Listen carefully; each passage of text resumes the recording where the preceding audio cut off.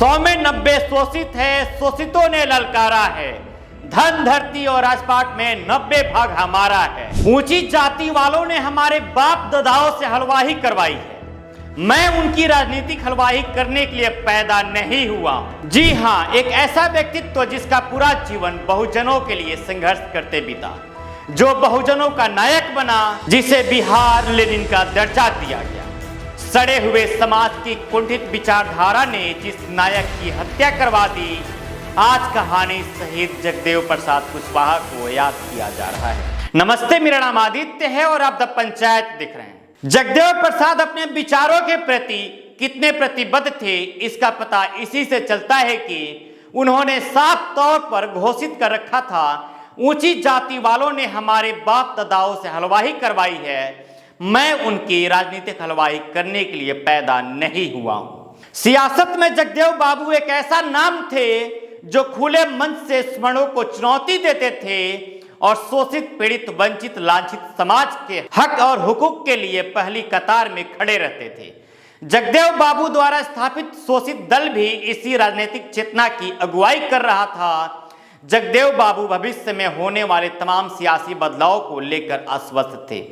तभी उन्होंने कहा था, मैं आज 100 वर्षों की लड़ाई की नींव डाल रहा हूं।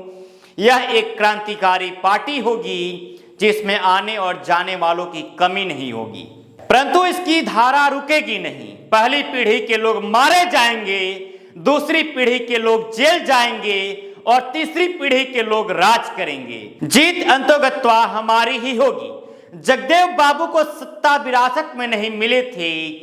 एक समय ऐसा था जब उनकी बीवी के कपड़े फट गए तो सुई धागा खरीदने के लिए उनके पास पैसा नहीं थे। घर में आर्थिक तंगी रहती थी, कोई नियमित आय नहीं थी। संघर्ष भरा जीवन था, लेकिन हौसले आसमान चूमते थे।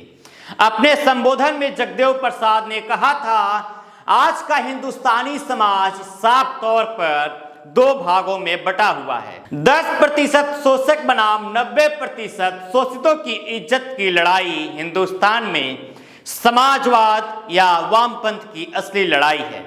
उन्होंने यह भी कहा था कि पिछड़े, दलित, आदिवासी और मुसलमानों की आबादी 90% है, बाकी बचे हुए तथाकथित ऊंची जाति की आबादी 10% है। मैं केवल 90% शोषितों के लिए राजनीति करता हूं। और शायद इसीलिए कहा जाता है कि शहीद जगदेव बाबू की राजनीति केवल सत्ता पाने की राजनीति नहीं थी, वे समाज में आमूलचूल बदलाव लाना चाहते थे। वे जाति व्यवस्था के विरोधी थे, हिंदू धर्म में पाखंड का खुलकर विरोध करते थे। 1968 में एक ऐसा दौर आया जब शोषित दल को बिहार का नेतृत्व मिला। बाबू जगदेव प्रसाद ने सतीश प्रसाद सिंह के रूप में बिहार को पहला ओबीसी मुख्यमंत्री दिया। हालांकि राजनीतिक कारणों से उन्हें बदलकर बीपी मंडल को मुख्यमंत्री बनाया गया। बीपी मंडल भी पिछड़े समाज के थे। जगदेव प्रसाद बिहार की राजनीति को बपौती मानने वाले सामंती ताकतों की आंखों में कांटों की तरह चूमने लगे थे। वर्ष 1974 में इंदिरा गांधी सरकार के खिलाफ एक और जहां जयप्रकाश नारायण के नेतृत्व में संपूर्ण क्रांति का आंदोलन चल रहा था, वहीं जगदेव बाबू ने 7 सूत्री मांगों को लेकर आंदोलन बिहार में भी मोर्चा खोल दिया था।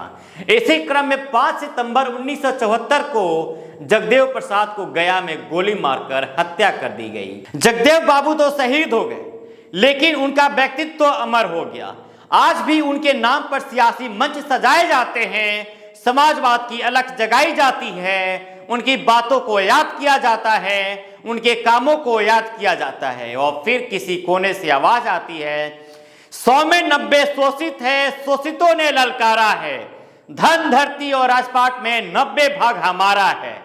जगदेव बाबू कहा करते थे, 10 का शासन 90 पर नहीं चलेगा। यही वजह है कि जगदेव प्रसाद को याद करते समय उनके समर्थक मातम नहीं मनाते हैं, बल्कि हर वर्ष जयंती के मौके पर उनके गृह जिला कार्यालय में 3 दिनों का मेला लगाया जाता है, जिसमें देश भर के लोग भाग लेते हैं। बहरहाल बिहार का शोषित बहुसंख्यक समाज इस दिन का कर्जदार है और हमेशा रहेगा। जगदेव प्रसाद शहीद हो गए और अपनी शहादत से बिहार में पिछड़ों और दलितों की राजनीति को मजबूत कर गए। बिहार में पिछले 32 वर्षों से पिछड़ों का राज है। इसमें सबसे बड़ा योगदान उनका है जिनका अब कोई नाम भी नहीं लेता। जगदेव बाबू के राजनीतिक विरासत पर सम्राट चौधरी, आलोक मेहता, उपेंद्र कुशवाहा दावेदारी ठोक रहे हैं, लेकिन यह जनता ही तय करेगी असली हकदार कौन है। फिलहाल इस वीडियो में इतना ही। मेरा नाम आदित्य है और आप द पंचायत देख रहे थे, और चैनल पर आप अभी तक नए हैं तो चैनल को सब्सक्राइब कर लीजिए। अगर इस वीडियो को फेसबुक पर देख रहे हैं तो पेज को फॉलो कर लीजिए, लाइक्स कीजिए, कमेंट्स कीजिए, शेयर कीजिए। बहुत बहुत शुक्रिया।